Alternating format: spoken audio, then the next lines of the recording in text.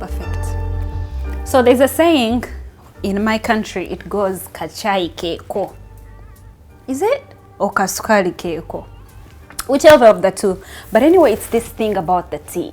You know, everybody else says anytime is tea time. But I think that myth has now been debunked. I mean, when you come to a place like Dubai, anytime cannot be tea time, because sometimes the temperatures are crazy. You cannot have tea. But I think good tea is worth to have. And a good time like now is a good time for some good tea. Welcome to my YouTube channel. My name is Clay Chathaire, and I'm so glad you were able to catch this video. A lot has happened. 2020, like I started off this year telling you about, oh, we can still do whatever we wanted to do. It's still 2020, it's still our year. And this was the time of quarantine. I mean, Corona is here. Corona is not going anywhere. If we were not even more than 2 people in the room that we are right now, probably I would have to wear a mask, you know? So many things have changed, but also this period has taught us a lot of things. One of the things that you should know about me is that I'm a history scholar. The best part about history is that it will teach you about the past and possibly can predict the future. Now, with the events that have happened with Corona, I think I can be able to predict not just my future, but even with the kind of work that I'm doing. I decided to make a few notes here because, you know, one of the things that we should remind ourselves every other day is the art of writing. Despite the fact that there are computers, laptops, and phones, once in a while, you know, write a note to your friend, write a note to your loved one, make some notes. That is why we still have journals, right? So I did make some notes over here. See, Corona was massive. Why? Because it was a world pandemic. It still is, but it's time of quarantine shut down everybody. But I think Dubai was one of the cities, as you know. UAE, the United Arab Emirates, is one of the countries that actually managed to get out of Corona faster, rather out of the pandemic, faster than any other country. Some countries are still facing this quarantine, but we are lucky to be out. But I can observe and see that the art that helped all this happen is because this country was prepared. You know how you go to the mall right now, they are telling you, oh, keep social distance. This is how far you should be from somebody, even in the toilet, even in the malls. This has always been here. It has always been here. When you try to look at the spaces that we have always been having, from the train to the bus, there's enough space. Only that right now, there is a limited or a designated amount of meters that you should live within somebody, within you. Let's talk about the roads. The road construction in this country is massive, massive. So if in case downstairs is facing some traffic, they'll just channel you, pass upstairs, you pass to the left, pass to the right. It will all link you back. Everywhere, all washrooms, all toilets already had the soap and they already had the tissue. Everything was set in place. And even if we were to talk about the finances of the country, they had already planned and probably paid people for a certain period of time. So still, you couldn't go to a place and feel like, oh, there's no one to attend to me. No, this country had totally planned. Now that brings us back to the kind of people that we are. I was discussing with a friend earlier on that one of the major things that have ever hit not just the world, but even people personally, was the pandemic, because it hit where we felt it best, our pockets. And you know, it seems like everybody else is talking about the same things. I don't know if it's because we are in that age core right now. See, probably if I was 16, I would still be talking about like neon colors and I don't know what kind of parties happening. When I was 16, we went to places like Steers, we went to places like Nando's, we went to places, you know, there were places that we met at. But right now, that is gone. It's for the younger people. And right now, everybody else that is in this same core, we are talking about things, issues, you know. Even if we try to loosen up, we still think, okay, where is my money going? Okay. Where are my thoughts? Okay. Where am I putting a lot of my attention and my goals and my attributes? You know, we are more focused for the future. And very many times I still meet a lot of people, even in my inbox, even in person, they will ask me, hey Clay, tell me, how have you been able to survive this corona? How is it treating you? But to be honest, I want to think that I was prepared. I wasn't prepared for the pandemic, but I was prepared in situations whereby they were tight for everybody. They were tight for us. Actually, one of the challenges that I faced during the pandemic was my sleep inconsistency. Because right now I'm a kind of person who sleeps for 4-5 hours. Most 5 hours. Even for 3 or 4, I will still feel sober. I will still feel good to go for the day. Only that, okay, probably at the end of the week, I know that I need to get some time and loosen up. But I would like to share with you these points that I have written down that I believe if I explained them more, even in this situation that you'll be in, first of all, you're not going to take it for granted. See, everybody else has already talked about it, right? That if you are in a position where you're still employed, do not take it for granted. Why? Because not everybody is employed right now. Why? Because people have lost their jobs right now. Why? Because you still have a job to go to. You know? Makes sense, right? Develop a working culture. See, where I'm from, it's possible for somebody to be saying 27, 28, 29, 30 and going upwards, and they're not able to work. It is very, very possible. You wake up in the morning, probably stay in the house, do whatever you want, and you're not going anywhere. Maybe you have somebody that is funding you, or maybe your family is funding you. But at the end of the day, this weakens your goals and visions as a person, I believe. Because you're not waking up to something. You're not having a working culture.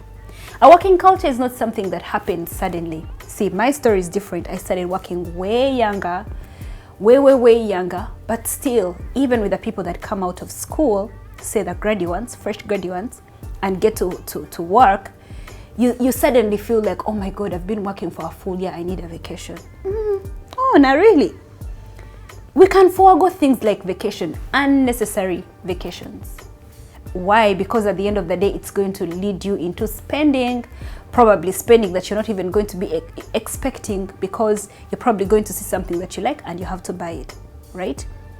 I believe that if you just take a vacation, however much money you have planned, it just pushes you to the limit of saying, let me just sacrifice. Let me just forego the shoes that I wanted to buy then and buy now. You know what I mean? So we need to develop a working culture. Then spend only when you have to. I know.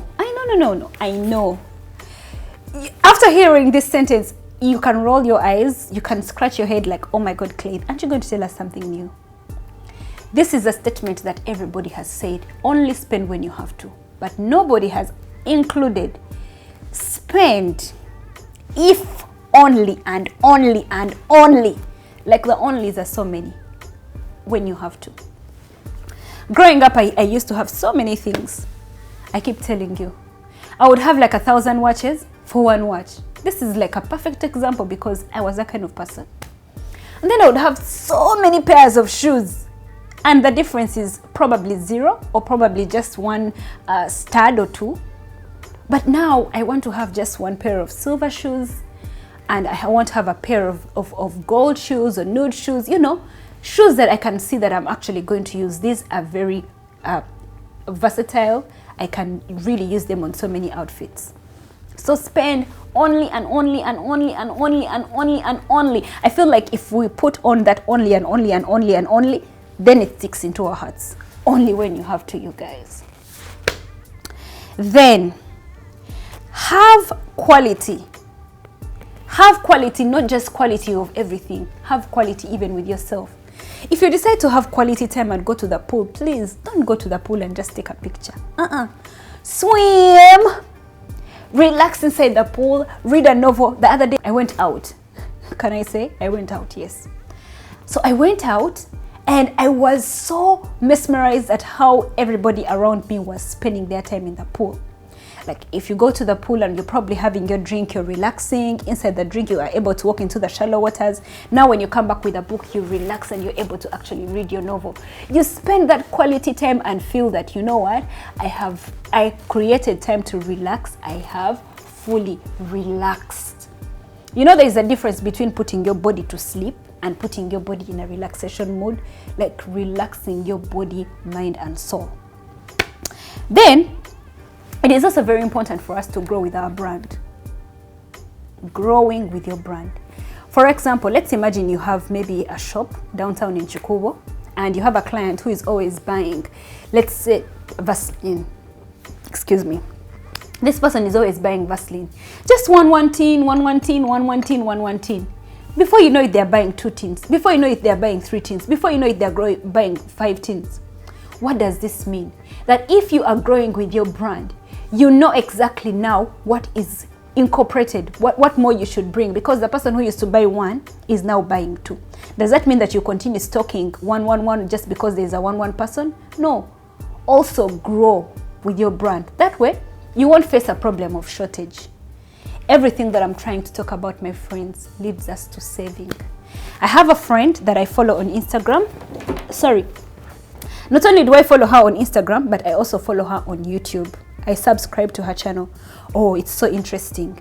For tweets, you tweet and you retweet. For Facebook, you post. For WhatsApp, you put your status. What do you do for YouTube? You subscribe. So I subscribe to her channel. She's called I really think she's called Barbara. She's called Barbara, and I want to give you her full names so that when you are looking her up, you can know exactly who to follow. So she only talks about finance. For now, I don't know what are her next plans, and she also has a challenge with her sister that is so interesting. But anyway, she talks about finances. All her topics are all about finances. She talks about how to grow your money, how to, you know, this kind of personal information that you need, other than you walking into a bank and they tell you about the loan and they tell you how much you have to give in and how much you have to get. No, your very starting points. I am so lucky to have met this lady because I really feel like she has changed my life. She's called Barbara Chobtunji. If you can, please help yourself and follow her. So, last but not least, people, it's very important for us to have some alone time.